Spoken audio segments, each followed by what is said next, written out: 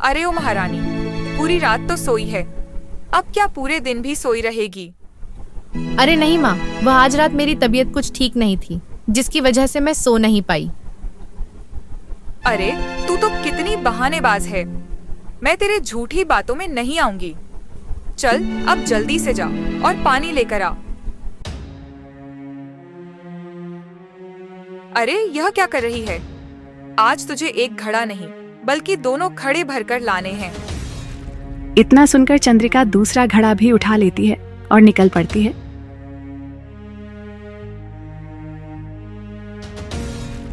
हे भगवान, मैं इन सब की इतनी इज्जत करती हूँ, इनका सम्मान करती हूँ, लेकिन बदले में मुझे सिर्फ और सिर्फ तिरस्कार ही मिलता है। मुझे कुछ ना कुछ तो करना ही पड़ेगा।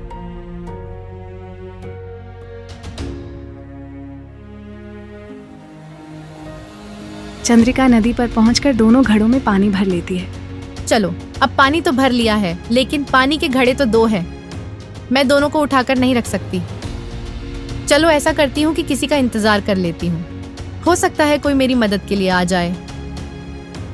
ये सोचकर चंद्रिका वहीं बैठकर किसी मदद की प्रतीक्षा करने लगती है। वह काफी देर तक वहीं पर बैठी रहती है। भगवान, मैं इतनी देर से किसी की प्रतीक्षा कर रही हूँ, लेकिन अभी तक कोई नहीं आया। मैं ऐसा करती हूँ कि अकेले ही दोनों घड़ों को उठाकर रखने की कोशिश करते हैं। घड़ा सर पर रखते ही हाथ से फिसल जाता है और दोनों घड़े टूट जाते हैं। हे राम, यह क्या अनर्थ हो गया? यह तो दोनों घड़े टूट गए। अब मैं क्या करूं? पानी कैसे लेकर जाऊं? जब घर में पता चलेगा कि मैं दोनों घड़े तोड़ दिए, तो पता नहीं वे लोग मेरे साथ क्या करेंगे।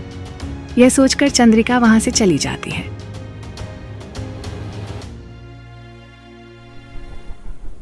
क्या बर्तन तोड़ दिए? अरे मूर्ख, तुझे पता भी है बर्तन कितने महंगे आते हैं, लेकिन मुझे यह समझ नहीं आ रहा कि तूने दोनों घड़े तोड़ कैसे दिए। माँ जी, यदि आप मुझे दो घड़े और दे दे तो मैं अभी आपको बता दूंगी कि कैसे टूटे। अच्छा तो यह बात है, यह ले दो और घड़े, और मुझे बता कि घड़े कैसे टूटे थे।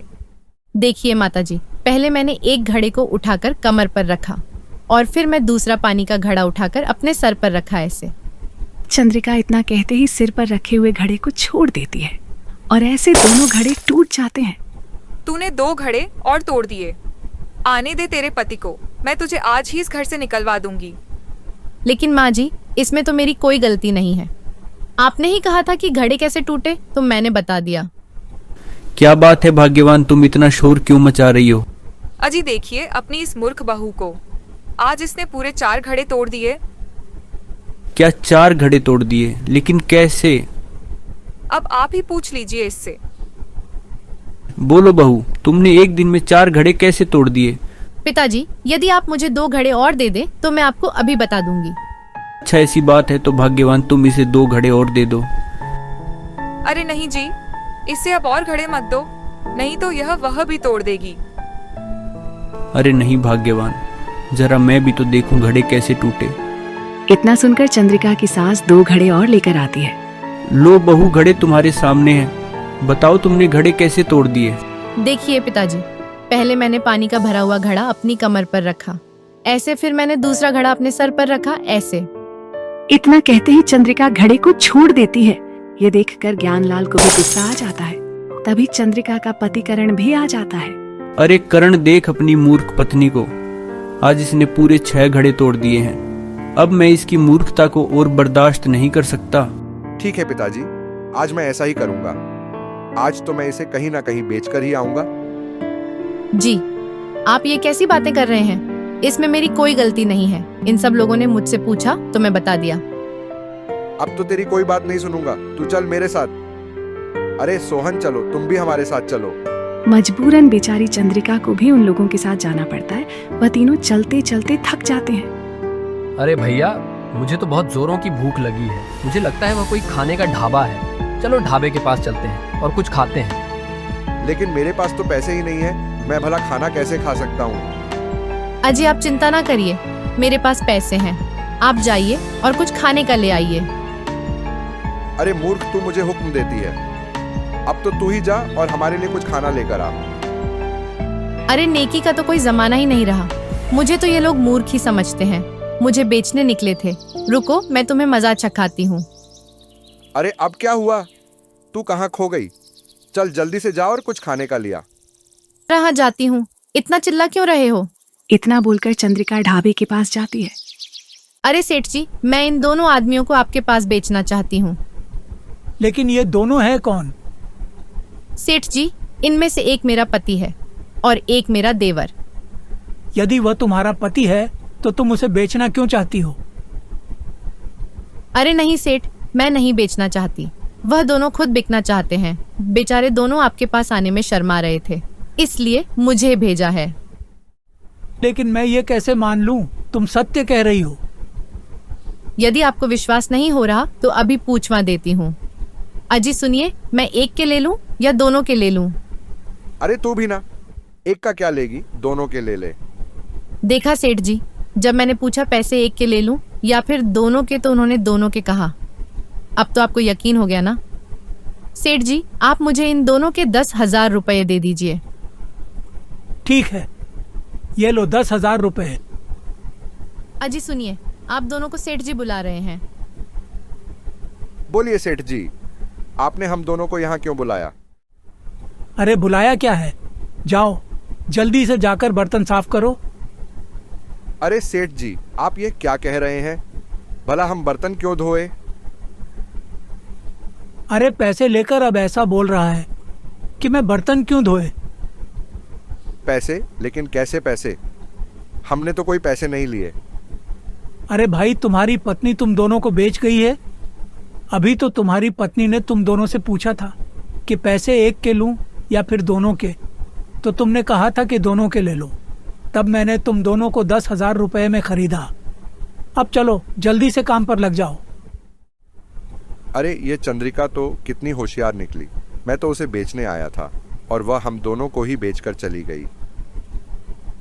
जी, अरे क्या सोच रहे हो तुम दोनों? चलो जल्दी से जाओ और काम पर लग जाओ। इस प्रकार वह दोनों भाई सेठ के ढाबे पर काम करने लगते हैं। अब तो मेरे पास पूरे 10,000 रुपये हैं। इन रुपयों से मैं कोई भी व्यापार कर सकती हूँ। मैं ऐसा करती हूँ कि इसी गांव के बाहर एक फल की दुकान खोल लेती हूँ। चंद्रिका गांव के बाहर एक फल की दुकान खोल लेती है। अरे भाग्यवान, हमारे दोनों बेटों को गए हुए तो बहुत समय हो गया है, लेकिन वह लौटकर क्यों नहीं आए? मुझे लगता है हमारे दोनों बेटे किसी मुसीबत में फंस गए होंगे। आप जाइए और पता लगाइए हमारे दोनों बेटे कहाँ हैं। ठीक है भाग्यवान, मैं आज ही अपने दोनों बेटों को ढूंढने के लिए निकल जाता हूँ। तुम अपना ख्याल रखना, मैं चलता हूँ। इतना बोलकर ज्ञानलाल निकल पड़ता है। ज्ञानलाल चलते चलते काफी दूर निकल जाता है। वह सभी से अपने बेटों के बारे में पूछता है, लेकिन कोई भी व्यक्ति उसके बेटों के बारे में नहीं बता पाता है। हे भगवान, आखिर मेरे दोनों बेटे कहाँ चले गए? ज्ञानलाल चलते चलते वहीं पर पहुंच जाता है जहां पर उसकी बहू ने फलों की दुकान खोली थी। अरे बहू, तुम यहाँ क्या कर रही हो और हमारे दोनों बेटे कहाँ पर हैं? पिताजी, आपके दोनों बेटों ने तो मुझे बेच ही दिया था। मैं बड़ी मुश्किल से चोरी छुपे वहाँ से भाग कर आई हूँ और अपना पेट भरने के लिए मैंने ये फलों की दुकान खोली। आप जाइए यहाँ से, अब मैं किसी की बहू नहीं हूँ। क्या बातें कर रही हो? मेरी भूल को क्षमा कर दो। मैं क्रोध में आकर अंधा हो गया था। चलो बहू, हमारे साथ घर चलो। ज्ञानलाल अपनी बहू को लेकर वापस अपने घर आ जाता है। बहू, मुझे माफ कर दो। मैंने तुम्हें पूरे जीवन भर तकलीफ दी। जब से तुम चली गई तब से हमारा सारा परिवार टूट कर बिखर गया। बेटी, तुम हमारे बेटों को कहाँ छोड़ आई हो? मैं तुम्हारे हाथ जोड़ती हूँ, हमारे बेटों को वापस ले आओ। ठीक है माँ जी, आप रोइए मत। मैं जल्दी ही आपके दोनों बेटों को वापस ले आऊंगी। अरे ये रोने की आवाज किसकी है? अरे क्या हुआ, आप लोग रोते हुए कहाँ जा रहे हैं? अरे चंद्रिका बहन, मैं तुम्हें क्या बताऊं। भीखू दादा के पोते की मृत्यु हो गई है। बेचारा पैदा होते ही मर गया है। क्या करूं? कैसे वापस लूं अपने पति को और देवर को? यदि मैं पैसे लेकर भी जाऊंगी तो सेठ उन दोनों को नहीं छोड़ेगा। इसके लिए तो मुझे कोई युक्ति ही लगानी पड़ेगी। चंद्रिका काफी देर तक सोचती रहती है, फिर अचानक वह तुरंत उठती है और निकल जाती है। उसे चलते चलते रात से सुबह हो जाती है।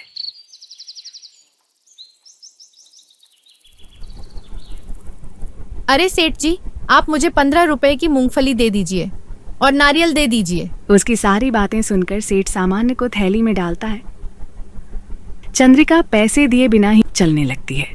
अरे ओ बहन, आपने सामान के पैसे तो दिए ही नहीं, सामान के पैसे तो देती जाओ। सेठ बहुत बार आवाज लगाता है, लेकिन चंद्रिका उसकी बात को अनसुना कर आगे कुछ चलती रहती है। अरे ओ दुष्ट औरत, क्या तुझे सुनाई नहीं दे रहा?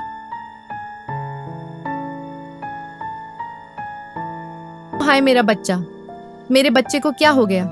सेठ, तूने मेरे बच्चे को गिराकर मार दिया। अब मैं क्या करूंगी? अपने बच्चे के बिना अब मैं कैसे रहूंगी? तूने यह क्या पाप कर दिया? तुमने बेचारी इस औरत का बच्चा मार दिया। तुम कितने निर्दयी हो। हाँ सेठ, तुम कितने खुदगर्ज हो। तुमने इस बेचारी की कोख उजाड़ दी।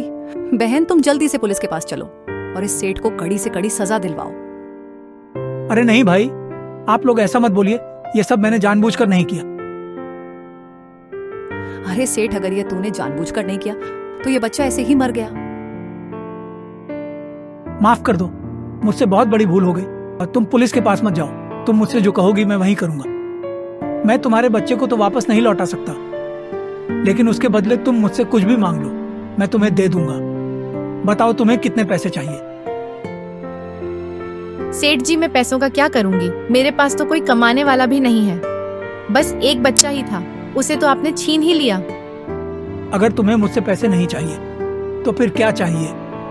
सेठ जी, क्या जो मैं मांगूंगी वह आप मुझे दे देंगे? हाँ मांगो, तुम्हें जो चाहिए वह मैं तुम्हें दूंगा। क्या चाहिए? सेठ जी, आप मुझे अपने यहाँ दोनों नौकर दे दीजिए और मुझे 5 लाख भी दे दीजिए। मैं इन रुपयों से कोई व्यापार करूंगी और यह दोनों नौकर मेरा सारा काम करेंगे। अच्छा, मैं तुम्हें ये दोनों नौकर देता हूँ। सेठ जी, अब मैं तो जा रही हूँ। मेरे बच्चे का अंतिम संस्कार कर दीजिएगा। हाँ क्यों नहीं, तुम चिंता मुक्त होकर जाओ, मैं तुम्हारे बच्चे का पूरे विधि विधान से अंतिम संस्कार कर दूंगा। इतना सुनकर तीनों वहां से चले जाते हैं। देखा जी मेरी बुद्धि का कमाल। आप हमेशा मुझे मूर्ख समझते थे ना? अब देख लिया मूर्ख कौन है। तुम जीती और मैं हारा। अब मैं समझ गया कि तुम कितनी बुद्धिमान हो।